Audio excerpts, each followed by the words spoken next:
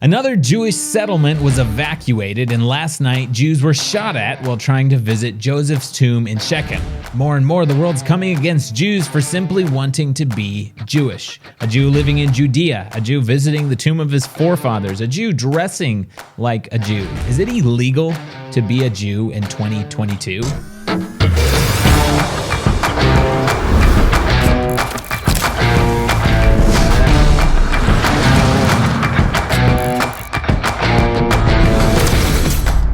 Welcome to the Israel Guys, where we believe that in a world of anti-Israel propaganda and Jew hatred, you should have a direct connection to the land and people of Israel. Luke Hilton and Joshua Waller with you in the studio on the Mount of Blessing in the biblical heartland of Israel. Don't pay any attention to the fake news out there that wants to call this the West Bank or the occupied territories.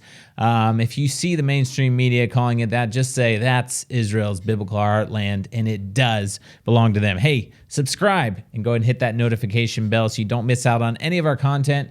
Love to hear from you in the comments section below, and don't forget to follow us on social media all over. And by the way, if you want to join a volunteer trip, the Grape Harvest registration is closed, but we have more trips, and they're all about planting trees. If you want to plant trees in Israel's heartland, go to serveisrael.com, link in the description below. But don't wait, because the deadline to sign up is coming very, very soon. How in the world is it illegal for Jews to be settling in their own homeland when it actually, indeed, historically is their own homeland? Like, we have a Bible. Most of the world has a Bible, and it's very clear that the Jewish people have a very long-standing history here in this actual land, and a lot of people call it Judea because just basic Jews were here, right? Judea, pretty simple. Just like in the rest of the world, you would call it after the people that live there. Well, that's the same here in Israel. We have this place called Judea that supposedly Jews should not be allowed. Now, we're going to break it down a little bit. Is this some like new phenomenon that's happening where all of a sudden people have just gotten this idea that it should be illegal to Jews? Just everything should be illegal to Jews, but the rest of the world, they could have their own autonomy and do whatever they want, but Jews specifically. Guys, this has been a world-renowned issue where Jews have been singled out, and it continues today. So let's just take a look really quickly, and let's just know, in Judea, it's actually cool for Arabs to build houses somehow in the international world. They think that's cool. That's great. There's nothing against that. But if a Jew decides to build a house in Judea, whoa, big-time issue here. So let's take it back. What happened to the Ottomans and the Turks? Well, it was actually illegal for Jews to build and to purchase land for the most part. There's a few exceptions to that, but overall rule was Jews were not allowed to, and that was going back into the 1800s, right? And there was actually Jewish groups called settlers back then that were fighting against the oppressive rule of the Ottomans that were trying to actually establish Jewish settlement in Israel. Settlement, bad word today, right? And that's what was actually going on in the early 1800s. Jews were returning back to the land of Israel and trying to establish places. Now, get this, and there's a few pictures we'll show of these early pioneers with their guns defending their lives to establish the beginnings of the Jewish state, all the way back, 1800s. Now, this is what I find fascinating, and this is where the world really goes wrong, because, and obviously we had this with the Brits as well, massive issues with the Brits coming into the country here as well, and we'll talk about that for a sec. Actually, let's get into that. The Brits, they had this white paper thing, and that actually closed down Jewish entry into the land. They only allowed 75,000 Jews over a 5-year period to come into the land of Israel during a time when Jews all over the world needed a place to run to. Now, that's horrific and horrible, but that's what was going on at the time, and also made it illegal for Jews to purchase land. So again, illegal Jews, just Jews, illegal to live in their own homeland. We talk about Hebron. 1929, Jews were kicked out of Hebron, couldn't live in Hebron. Do you know Hebron's mentioned in the Bible 87 times? Again, we're going to mention the Bible because it's a pretty Jewish thing. And the history of the Jews goes back here a long time. Constant Jewish history, literally from Bible times all the way throughout. We have a few little blips where the Jewish people are literally kicked out of these areas. But historical facts that continue on through here continually. Now, let's look at the interactive Al Jazeera. This is the quote I want to get to. It says, and this is where people literally really mess up. It says one of the first, this is quoting them, one of the first illegal settlements built by Zionists was, guess where? Luke, any guesses where the first Zionist settlement was built? I'm guessing it's going to be a name that's maybe also found in the Bible. No, it's Tel Aviv. For goodness sakes, Tel Aviv is mentioned in the Bible. Yeah, that's good. That's great. So fantastic. And there's pictures from 100 years ago, I think, or so, of like Jewish settlement in Tel Aviv, or at least going back. So, but it's illegal, right? The Brits didn't allow Jews to come into Israel at freedom. And they restricted buying rights because, and here's the reason, the Ottomans and the British alike, the reason, folks, get this, the reason for them restricting Jews was because they feared that the Jews would build settlements. Look in the show notes below if you don't believe me. They were fearing that the Jews would build settlements. So all the way up to the 1800s, the 1900s. Folks, we're in the 2000s. We're already all the way up into this modern era, and we're still fighting about the same old stuff. Jews, guys, better just go ahead and drop it. It's not illegal for Jews to live in Judea. Let's just face it. Now, Luke, let's run through some more history here. Can I just mention real quick too that you talked about them being afraid that Jews were going to settle, even in Tel Aviv, which is like, it's hard to argue that Tel Aviv is not a part of Israel. Most of the countries that won't put their embassies in Jerusalem because they don't recognize Israel's right to Jerusalem as their sovereign capital have them in Tel Aviv. If you drive, I went actually north and south in the past month and a half or so, and I realized how far the so-called West Bank extends south and how far north it extends. You go almost all the way to the Galilee, the Sea of Galilee, before you go over the Green Line outside of Judea and Samaria. You go halfway down the Dead Sea. You're actually at the Dead Sea, driving on the shores of the Dead Sea, and you're still inside the Green Line before you finally go over that line into what everybody calls Israel proper. Okay, so they're so afraid, but what you're saying is it's not even that. They're even saying they're afraid that Jews are going to settle in Tel Aviv. Now, we know, in case you haven't heard, about people like Hamas and Fatah, the Palestinian Authority, they have been very clear and blatant that it's not just Judea and Samaria. It's not just the Gaza Strip. It's not just the Golan Heights or the Sinai that they want. It's all of Israel. So for the last 2,000 years, it's been illegal for Jews to settle in the land of Israel or Judea. But even now, they don't want them kicked out of the West Bank. Well, they don't want them kicked out of Gaza. They want them kicked out of Israel. And what do they say today? Let's bring it today. It's always been illegal. We just went through a quick blow through of history. But now, what are they saying? Recognize that this is historic trends, and let's stop it. If it's bad, let's stop it. And folks, it's bad. Now, what do we hear on the main media? What are they saying? They're saying it's illegal to settle, right? Under international law. Still illegal, still today. And we're talking about after 1948, when the Jewish people miraculously survived the world's evil onslaught against them, and they came and settled in the land of Israel. And then the world, there was like a window of like kind of allowing, and the UN says yes, and then all of a sudden it all breaks down again, and then now it's illegal. It's totally illegal. International world says it's illegal for Israel to settle, right? Let's use the word settle. Again, same word they used in the 1800s. Luke, let's run through what this has given, what this rundown looks like in the modern time. So unfortunately, Israel, I guess after 2,000 years, they got a little tired of being kicked from country to country, and they now have a country of their own. But even within their own tiny country, which is less than 1% of the size of the rest of the Arab world in the Middle East, right? Even in their own tiny country, the rest of the world is trying to kick them out of multiple parts, and much of the world is actually agreeing with terrorists that want to kick them out of all of their land. But Israel's gotten tired of it, and they thought, if we just give in, if we make concessions, maybe we'll be able to be accepted as legal, right? They have never, any of their concessions, and I'll run through some of them, but they've never, ever led to more peace or anyone accepting them as legal. 1993 was the Oslo Accords. That was the world's attempt to make peace between Israel and the Palestinians, which basically gave the Palestinians autonomy, gave them their own land to under the Palestinian Authority. We're talking about areas A, a lot of area B for them to build and have their houses and their own municipalities.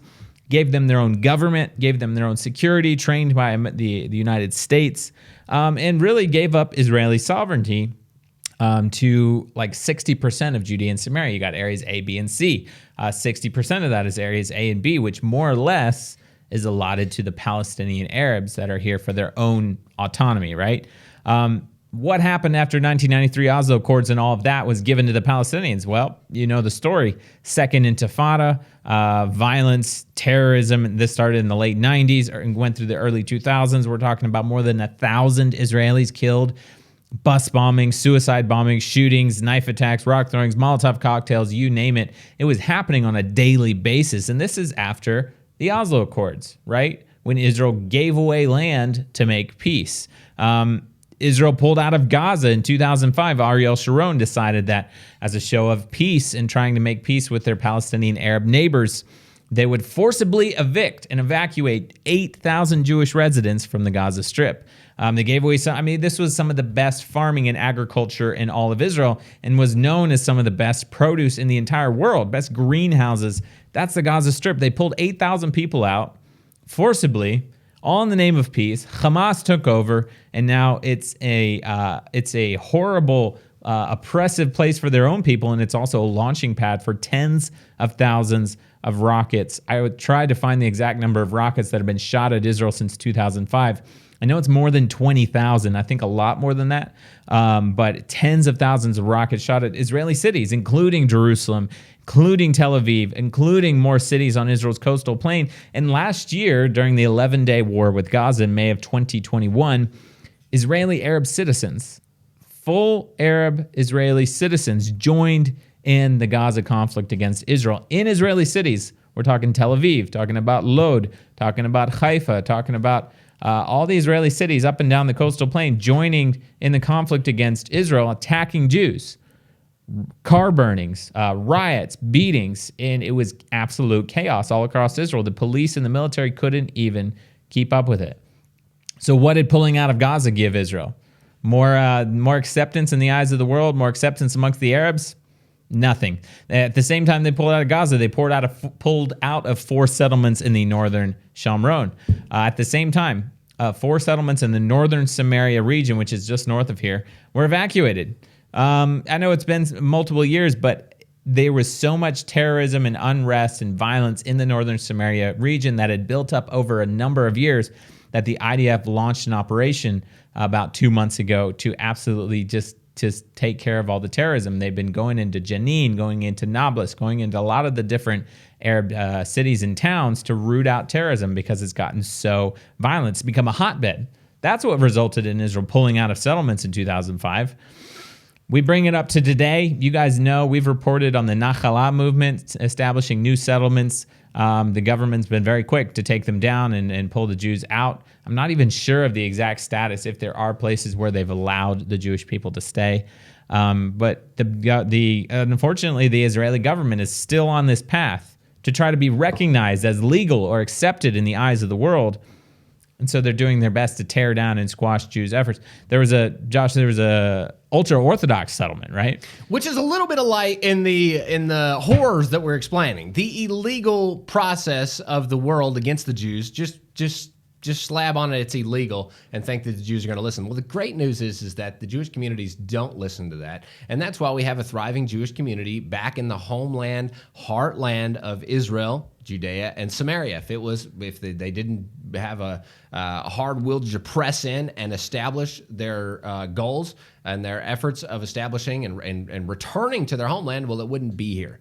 So thank God for that resolve to come and settle the land, and that's the Nakhala movement. The new and exciting process is that the Ultra-Orthodox Jewish community is beginning to join the team. And this has, according to one of the founders of this new Ultra-Orthodox community, he says he described it as a, quote, dormant volcano. This could drive huge numbers into the settlement movement. We're talking about 1.2 million Ultra-Orthodox living in Israel that could begin to join the settlement movement if we have the right leaders in place, and he believes that this could be so. So the first Ultra-Orthodox new settlement being founded, and we already know the Ultra-Orthodox communities in Judea and Samaria actually are from the foundings. There's 2 major, huge ones, Modain Elite and Beitar Elite, which have thousands and thousands of Ultra-Orthodox residents. So The only change is establishing new ones. If the ultra-Orthodox community gets a hold of Zionism and begins to establish new communities, well, we'll be in a new era of Zionism. So that's just a hint of light in the midst of us talking about how illegal the world has described this Jewish situation in their own land. So there was a ultra-Orthodox settlement that was established in Judea. Yeah. And yesterday, the government came in and tore it all down and evacuated everyone, unfortunately. And what's the response? The response was, last night, Jewish worshipers going to Joseph's tomb. Joseph, their forefather, a Jewish guy from the Bible thousands of years ago, going to visit his tomb in Shechem, Nablus, came under heavy, heavy fire from Arab terrorists. I saw some of the videos. It was like an all-out battle, actually. So in the morning, they evacuate Jewish people from the settlement. That night, there's more and more violence against Jews. I want to bring this up to, though, America and the Christian community, because it's not any better. And obviously, I encourage any Jewish person watching or listening to come home to Israel, because this is your homeland. This is the place where you will be safe. But in America and even amongst the Christian community, there's not so much acceptance of Israel or the Jewish people. One example is Andrew Torba, the CEO of Gab, the right-wing social media platform. Recent comments speaking about the conservative movement in America, he said, quote, "This is not a big tent. This is a Christian movement, so no, we don't want people who are atheist, don't want people who are Jewish." And later on, when he was specifically speaking about Jews, he said, quote, "Their holy book is the Talmud, not the Old Testament. It's not the Torah. We do not have a shared value system. Abortion and baby murder is a Jewish value. Well, this is not a Christian value. This is why we can't have a Judeo-Christian movement." Not true, by the way. All of that was just a straight-up lie, just outright lying about the Jewish community and about Israel. But he went on, just made it even worse. He said, the only people that are chosen are basically Christians that believe in Jesus. Even called out Ben Shapiro, took a really big shot there. But that's just one example. And I know there's millions of Christians that are pro-Israel, supportive of the Jewish people and the Zionist movement. But unfortunately, we also have these crazies that are just, outright anti-Semitism and Jew hatred. On a political level, we got Anthony Blinken asking to review Israel's rules of engagement for the IDF after the death of Al Jazeera journalist Shireen Abu Akleh. Just crazy. The U.S. is supposed to be Israel's number one ally and partner. The IDF definitely has a higher moral value system than the U.S. military does. I'm sure of it. Their rules of engagement, and the U.S. has the audacity to step in and say, we need to review your rules of engagement because we think you're discriminately targeting journalists. Absolutely not. So we have it on all levels here. It's not only from the world, the radical Islamic jihadists. It's also from the Christian community, also from the American political community. We didn't even have time to get into, Europe and the other nations. I mean, the UN, we can't even have time to go into them. But the world refuses to accept Israel's legality. They refuse to accept the Jewish people for anything. I guess that's the point. Yeah. They refuse to accept them as Jews. And that's really the basis of this whole discussion. That's why we want to bring this up today, is to realize the world is in a deep, deep rut. You can't just keep calling everything Jewish illegal. That's nonsense. You cannot, let's just go ahead. Can you repeat after me? You cannot continue to call everything Jewish illegal. Can we put a quote under that? Stop it, world, right? That's ridiculous. And we've got to get out of the rut. We've been hundreds of years in that rut, and it's time. If you're with me out there in the world, and you just repeated that with me, come on and let's get in the game. There's Jewish settlement, thank God, happening in the land of Israel, and if you're a believer in it, let's get on the team. Let's stop bashing it and joining the world, literally the millions and billions of the world that are Jew-hating and calling them illegal at every turn. Let's just stop that and get on the team, okay? I'm on the team. I'm not Jewish. You're not Jewish. If you are Jewish, stop being a leftist and join your people in building your own land. Stop hating yourself. Really? Is that kosher to say that? Stop hating yourself and embrace your nation and your people. As a non-Jew, I encourage all non-Jews support, build up. It's time to encourage Israel to be strong in her own land and build up your heartland. This is an incredibly important time. Settlements are a good thing, okay? Building up Israeli Jewish communities once again after 2,000 years of dispersion and exile, coming back to places like Shechem, where Joseph's buried, is a really great thing. And actually bringing Jewish presence back to these ancient historic sites is incredible, and it must be supported by the entire world. If you're on the team, say amen and jump in the game. Luke, let's wrap this up. In short, every time the Jewish people give in or they give up land or they try to make peace, they try to make the lives of the Palestinian Arabs better, literally anything they try to do right, the radical Islamic Arab terrorists who reside in Israel, they just attack even more. The violence gets worse. Terrorism gets worse. More rockets get shot at Israel. So I guess there's really two messages. For Israel and the Jewish people, stand strong on your own and don't pay attention to the international community that wants to pressure you to give up things that make the violence and the terrorism even worse. But if you're not a Jew and you're not an Israeli, then like Josh said, are you on the team or not? Let us know down in the comments below. If you are ready to join the team and support the Jewish people and support Israel just because it is right. In conclusion, if you see a Jewish person in your community, in your office, in your gatherings, wherever you see them, thank them. Say thank you for being Jewish.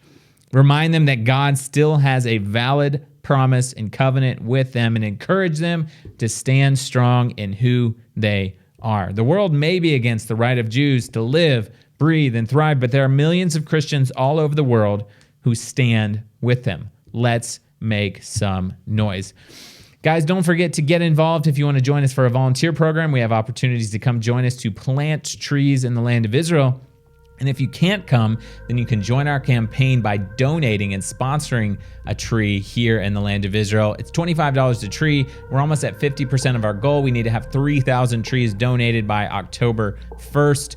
We have almost 1,500, so go to greeningisrael.com, greeningisrael.com, the link in the description below. Sponsor a tree today. We really could use your help. Let us know what you think in the comments below. Remember to tune out the fake news and tune into what is actually happening in the land of Israel. We'll be back every Monday, Wednesday, and Friday with your direct connection to the land and people of Israel.